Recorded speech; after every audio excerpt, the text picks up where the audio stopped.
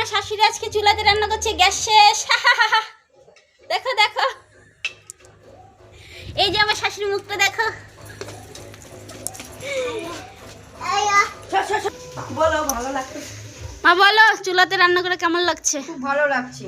এতদিন গ্যাসে রান্না করলে, আজকে হঠাৎ চুলাতে রান্না করছো কেন বলো? গ্যাস খতম হয়ে গেছে। ভালো লাগছে? একটু তাকাও, এদিকে তাকিয়ে বলো। হ্যাঁ, ভালো লাগছে।